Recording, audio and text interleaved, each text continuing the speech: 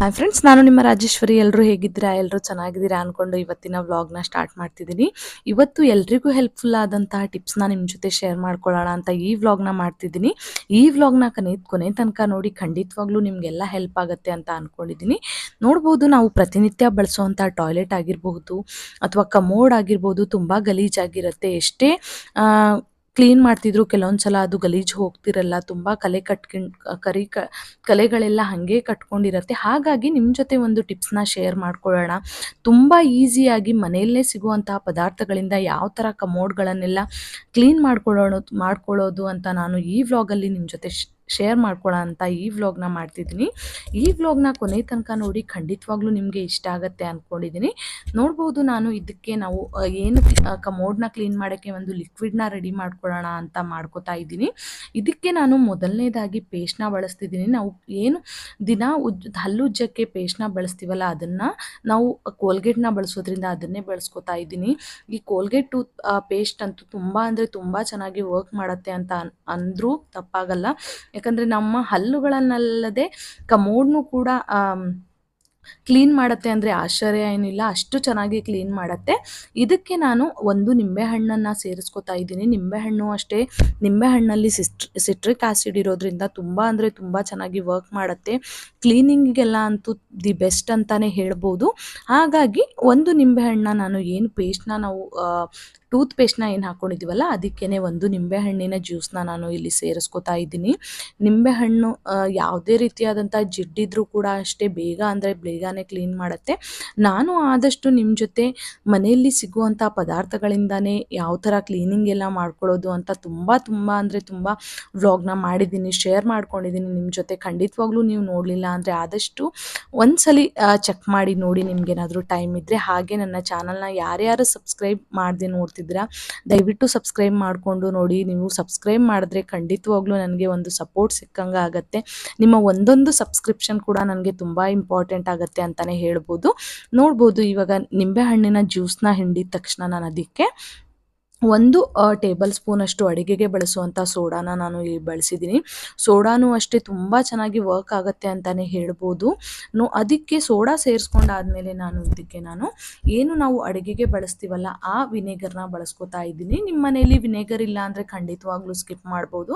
ಅದ್ರ ಬದಲಿಗೆ ನೀವು ನಿಂಬೆಹಣ್ಣಿನ ಜ್ಯೂಸನ್ನ ಇನ್ನೊಂದು ನಿಂಬೆಹಣ್ಣ ಎಕ್ಸ್ಟ್ರಾ ಸೇರಿಸ್ಕೊಂಡ್ರೆ ಆಗುತ್ತೆ. ಹಾಗಾಗಿ ನಾನು ಒಂದು 6ರಿಂದ 7 ಮುಚ್ಚಳದಷ್ಟು ಇಲ್ಲಿ ವಿನೆಗರ್ನ ಸೇರಿಸ್ಕೊಂಡಿದ್ದೀನಿ. ಅದನ್ನು ಸೇರಿಸ್ಕೊಂಡಾದ್ಮೇಲೆ ಒಂದು ಈನೋ ಪ್ಯಾಕೆಟ್ನ ಸೇರಿಸ್ಕೊತಾ ಇದ್ದೀನಿ. ಈನೋ ಅಂತೂ ಇವಾಗ ಎಲ್ಲ ಕಡೆನೂ ಅವೈಲೇಬಲ್ ಇದೆ, ಚಿಕ್ಕ ಅಂಗಡಿಗಳಲ್ಲೂ ಅವೈಲೇಬಲ್ ಇದೆ.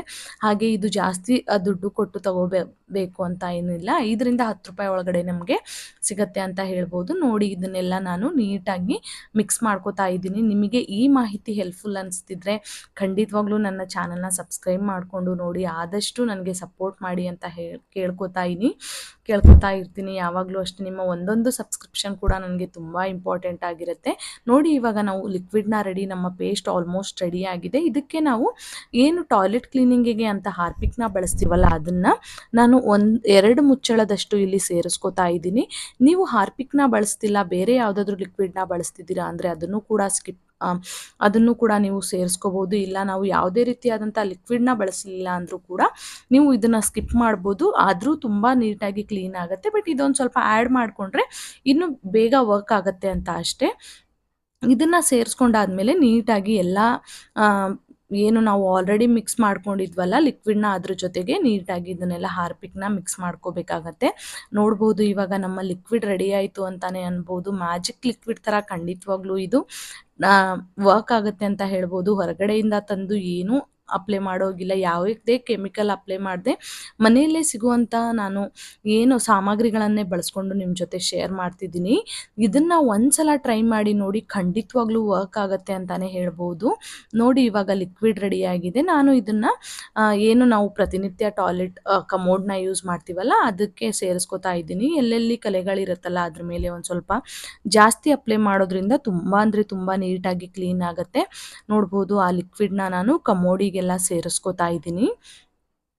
ಆದಷ್ಟು ನನ್ನ ಚಾನಲ್ನ ಸಪೋರ್ಟ್ ಮಾಡಿ ಅಂತ ಕೇಳ್ಕೊತೀನಿ. ಯಾವಾಗಲೂ ಅಷ್ಟೇ ನಿಮ್ಮ ಒಂದೊಂದು ಸಬ್ಸ್ಕ್ರಿಪ್ಷನ್ ಕೂಡ ನನಗೆ ತುಂಬ ಇಂಪಾರ್ಟೆಂಟ್ ಆಗಿದೆ. ದಯವಿಟ್ಟು ನನ್ನ ಚಾನಲ್ನ ಸಬ್ಸ್ಕ್ರೈಬ್ ಮಾಡಿಕೊಂಡು ನನ್ನ ಅಕೌಂಟಲ್ಲಿ ತುಂಬ ಅಂದರೆ ತುಂಬ ವ್ಲಾಗ್ಗಳನ್ನ ಅಪ್ಲೋಡ್ ಮಾಡಿದ್ದೀನಿ. ಖಂಡಿತವಾಗ್ಲೂ ಒಂದ್ಸಲ ಟೈಮ್ ಇದ್ದರೆ ಚೆಕ್ ಮಾಡಿ ನೋಡಿ, ಖಂಡಿತವಾಗ್ಲೂ ಇಷ್ಟ ಆಗುತ್ತೆ. ಹಾಗೆ ಈ ಮಾಹಿತಿ ಅಥವಾ ಈ ಟಿಪ್ಸ್ ನಿಮಗೆ ಹೆಲ್ಪ್ಫುಲ್ ಅಂತ ಅನಿಸಿದ್ರೆ ದಯವಿಟ್ಟು ಕಮೆಂಟ್ ಬಾಕ್ಸಲ್ಲಿ ಕಮೆಂಟ್ ಮಾಡಿ. ನನಗೆ ಇನ್ನೂ ಬೇರೆ ಬೇರೆ ವ್ಲಾಗ್ನ ಅಪ್ಲೋಡ್ ಮಾಡೋಕ್ಕೆ ಇನ್ನೂ ಮೋಟಿವೇಶನ್ ಸಿಕ್ಕಂಗಾಗತ್ತೆ. ಹಾಗೆ ಇದ್ರ ಜೊತೆ ನಿಮಗೆ ಬೇರೆ ಥರ ಯಾವುದಾದ್ರೂ ವ್ಲಾಗ್ ಬೇಕು ಅಂದರೆ ಖಂಡಿತವಾಗ್ಲೂ ಕಮೆಂಟ್ ಮಾಡೋದನ್ನು ಮಾತ್ರ ಮರಿಬೇಡಿ. ನಾನು ಆದಷ್ಟು ಆ ಥರ ವ್ಲಾಗ್ನ ಅಪ್ಲೋಡ್ ಮಾಡೋಕ್ಕೆ ಟ್ರೈ ಮಾಡ್ತೀನಿ. ನೋಡ್ಬೋದು ಎಲ್ಲೆಲ್ಲಿ ಕಲೆಗಳಾಗಿದೆಯಲ್ಲ ಅಲ್ಲೆಲ್ಲಿ ನೀಟಾಗಿ ಏನು ನಾವು ಲಿಕ್ವಿಡ್ನ ರೆಡಿ ಮಾಡ್ಕೊಂಡಿದ್ವಲ್ಲ ಅದನ್ನು ಇವಾಗ ನಾನು ಸೇರಿಸ್ಕೋತಾ ಇದ್ದೀನಿ. ಅದನ್ನು ಲಿಕ್ವಿಡ್ನ ಹಾಕಿದ ತಕ್ಷಣ ಒಂದು 5 ನಿಮಿಷ ಹಾಗೆ ಬಿಟ್ಟುಬಿಡಬೇಕು. 5ರಿಂದ 10 ನಿಮಿಷ ಬಿಟ್ಟರೆ ಸಾಕಾಗತ್ತೆ, ಜಾಸ್ತಿ ಟೈಮ್ ಬಿಡಬೇಕು ಅಂತ ಏನಿಲ್ಲ. ಈ ಥರ ಎಲ್ಲ ಲಿಕ್ವಿಡ್ನ ಅಪ್ಲೈ ಮಾಡಿ ಒಂದು 5ರಿಂದ 10 ನಿಮಿಷ ಬಿಟ್ಟಾದಮೇಲೆ ಈ ಥರ ನಾವು ಏನು ಟಾಯ್ಲೆಟ್ ಕ್ಲೀನಿಂಗಿಗೆ ಅಂತ ಬ್ರಷ್ನ ಯೂಸ್ ಮಾಡಿರ್ತೀವಲ್ಲ ಅದನ್ನು ಈ ಸ್ವಲ್ಪ ತುಂಬ ಪ್ರೆಷರ್ ಹಾಕಿ ಕ್ಲೀನ್ ಮಾಡೋ ಅವಶ್ಯಕತೆ ಇಲ್ಲ. ನೀವು ಲಿಕ್ವಿಡ್ ಹಾಕಿ 5ರಿಂದ 10 ನಿಮಿಷ ಬಿಟ್ಟ ತಕ್ಷಣವೇ ನಿಮಗೆ ರಿಸಲ್ಟ್ ಗೊತ್ತಾಗುತ್ತೆ. ಮೇಲ್ಮೇಲೆ ಒಂದು ಸ್ವಲ್ಪ ಪ್ರೆಷರ್ ಹಾಕಿ, ಜಾಸ್ತಿ ಪ್ರೆಷರ್ ಹಾಕ್ದೇ ಕ್ಲೀನ್ ಮಾಡ್ಬೋದು. ಅಷ್ಟು ನೀಟಾಗಿ ಅಷ್ಟು ಕ್ಲೀನಾಗಿ ವರ್ಕ್ ಆಗುತ್ತೆ ಈ ಲಿಕ್ವಿಡ್ ಅಂತಲೇ ಹೇಳ್ಬೋದು. ಹಾಗಾಗಿ ಒಂದ್ಸಲ ನಿಮಗೆ ಟೈಮ್ ಇದ್ದರೆ ಟ್ರೈ ಮಾಡಿ ನೋಡಿ. ಟ್ರೈ ಮಾಡಿ ಯಾವ ಥರ ವರ್ಕ್ ಆಯಿತು ಅಂತ ಕಮೆಂಟ್ ಬಾಕ್ಸಲ್ಲಿ ಕಮೆಂಟ್ ಹಾಕೋದನ್ನು ಮಾತ್ರ ಮರಿಬೇಡಿ.